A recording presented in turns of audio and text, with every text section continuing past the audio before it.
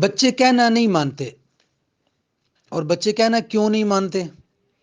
اس لیے کہ آپ کو اپنی بات منوانے کا طریقہ نہیں آتا۔ ہمارے استاد کہتے ہیں کہ ٹریننگ بچوں کی نہیں تمہاری ہونی چاہیے۔ میں نے کہا استاد محترم پھر بتائیے بچے کیسے ہماری بات مان لیں؟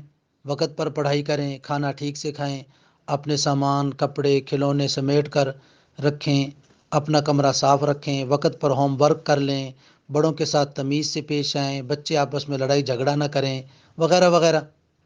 استاد محترم نے زبردست جواب ارشاد فرمایا کہ بچے ہر بات مان لیں گے، بس انہیں زبان سے کہنا چھوڑ دو اور اپنی برین پاور سے کام لو۔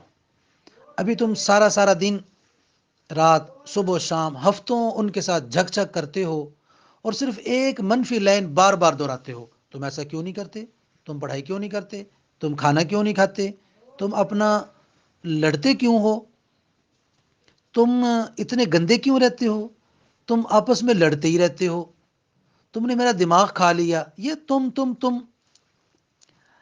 دراصل آپ نے بچوں سے شکوہ کر کر کے نا اب تک منفی انرجی پہنچا کر انہیں تھکا دیا ہے۔ ان کے دل و دماغ میں منفی سوچوں کا انبار لگ گیا ہے، وہاں کسی اچھے کام کی پازیٹیو سوچ کو رکھنے کی جگہ ہی نہیں ہے، اور تم نے خود ایسا کیا ہے۔ اب آپ ان سے انہی کے بھلے کی فائدے کی کوئی بات کہتے ہو، وہ اس کا الٹ کرتے ہیں۔ وجہ آپ خود ہو۔ آپ انہیں زبان سے ہدایت دینا بند کر دو۔ اب ایک نیا تجربہ کرو، اور 24 گھنٹے میں 2 بار، رات کو جب بچے سوئے ہوں اور صبح انہیں جگاتے وقت، ان کے قریب بستر پر بیٹھ کر کان کے پاس سرگوشی کے انداز میں ان کے اچھے کاموں کی تعریف کرو، انہیں اپریشیٹ کرو، انہیں حوصلہ دو، ان سے کہو آپ بہت اچھے ہو، آپ بہت سمجھدار ہو، آپ بہت ذہین ہو، آپ بہت ذمہ دار ہو، آپ بہت تمیزدار ہو۔ غرض آپ ان میں جو جو خوبی دیکھنا چاہتے ہیں اور ان کی جو بھی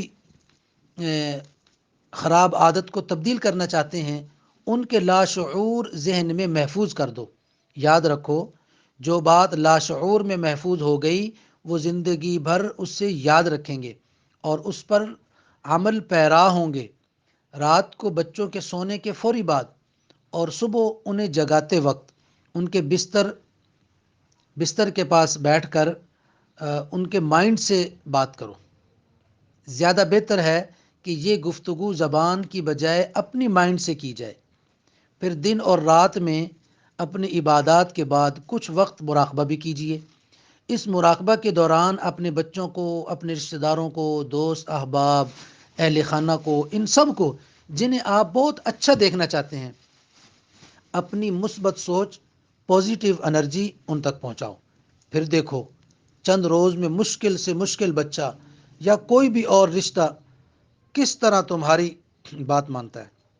ایک اور بات بھی بہت اہم ہے کہ بچوں اور رشتہ داروں سے گلے شکوے کرنا چھوڑ دو۔ نہ ان سے کوئی شکوہ کرو، نہ ان کے بارے میں کسی اور سے گلے شکوے کرو۔ یہ گلا شکوہ، تانا طنز، یہی وہ بیڈ انرجی ہے جو آج کل بچوں کو، رشتہ داروں کو، تعلقات کو سخت نقصان پہنچا رہی ہے۔